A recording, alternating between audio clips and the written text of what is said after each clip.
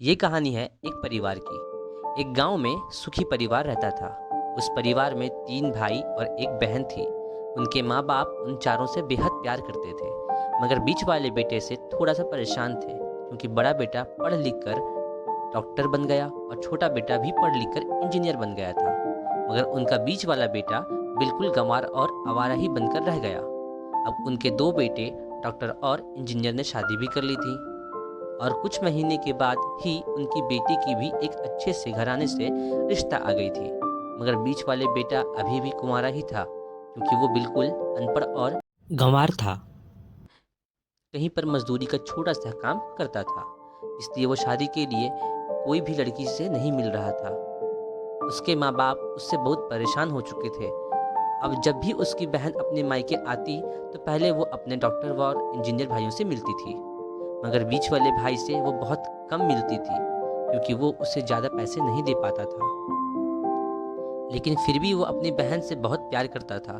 अब उनके पिताजी की बीच वाले बेटे की शादी किए बिना ही मृत्यु हो गई।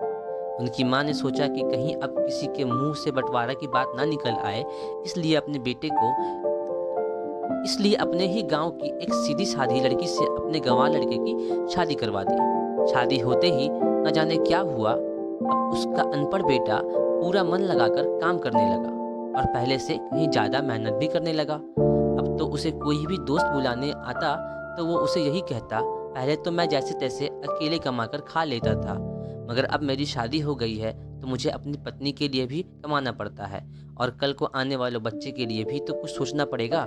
इसलिए दोस्त, अब मैं तेरे साथ नहीं घूम सकता। यह कहकर उसका गंवार लड़का सीधा अपने काम की तरफ निकल पड़ता है। अब उसके दोनों भाई डॉक्टर और इंजीनियर आपस में ये बात कर रहे थे कि हम दोनों तो उसे गंवार से ही कहीं ज़्यादा पैसे कमाते हैं, हम दोनों उस गंवार से कहीं ज़्यादा पैसे कमाते हैं, इसलिए हम सब घर और ज़मीन का बंटवारा कर लेते हैं और उस गंवार से अलग हो जाते हैं, क्योंकि अब वो हमारे बराबर कभी भी कमा नहीं सकता। इसलिए उन दोनों भाइयों ने अब अपनी माँ के लाख मना करने के बावजूद भी बंटवारे की तारीख तय कर दी, और उन्होंने अपनी बहन को भी बुलवा लिया और अपने गंवार भाई से भी कह दिया कि आज तुम अपने काम पर मत जाना, क्योंकि हम सब आज घर और ज़मीन का बंटवारा करेंगे। उसी वक्त उसकी बहन भी आ जाती है। तभी उसका गंवार भाई कहता है कि तुम लोग बंटवारा कर लो, मुझे जो भी देना हो दे देना, मैं शाम को आकर अंगूठा लगा दूंगा। तभी उसकी बहन कहती है, अरे बेवकूफ़, तू तो अनपढ़ ही रहेगा, जमीन का हिस्सा तो आमने सामने बैठ के ही होता है। तभी उसके दोनों भाई बीच वाले गंवार भाई को उल्टा सीधा कहते हैं। तब उसकी माँ भी उसे कहती है कि बेटा, आज तू काम पर मत जा, बंटवारा तेरे सामने ही होगा तो अच्छा ही होगा। उसी वक्त वकील भी आ जाता है। तभी वकील कहता है कि आपका सारा हिस्सा मिलाकर 10 बीघा जमीन है और आपका घर है। अब ये बताओ कि किसको कितना हिस्सा देना है, मैं उसी हिसाब से बंटवारे का कागज बना दूंगा। उसी वक्त उनका गंवार भाई कहता है कि वकील साहब, 5-5 बीघा मेरे दोनों भाइयों के नाम लिख दो, और ये जो हमारा मकान है ये मेरी प्यारी बहन के नाम कर दो। तभी उसके दोनों भाई और बहन पूछते हैं, और तू हिस्से में क्या लेगा? तभी उनका गंवार भाई कहता है, मेरे हिस्से में मेरी प्यारी माँ है ना। और तभी वो अपनी पत्नी की तरफ मुस्कुराते हुए कहता है कि क्यों मेरी प्यारी पत्नी, क्या मैंने गलत कहा? उस गंवार की पत्नी अपनी सास को लिपट कर कहती है कि माँ से बड़ी वसीयत क्या होगी मेरे लिए। और उसी वक्त उसका गंवार पति भी अपनी माँ से लिपट जाता है। गंवार बेटे बहू के इसी प्यार ने जमीन जायदाद का बंटवारा को एक सन्नाटे में बदल दिया।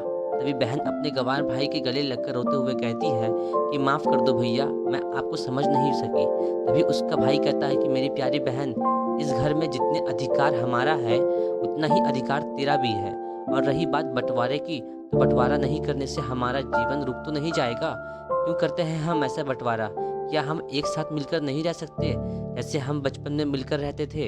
एक साथ मिलकर रहने को ही तो कहते हैं एक अच्छा परिवार, और उस अच्छे परिवार को संभालती है एक माँ।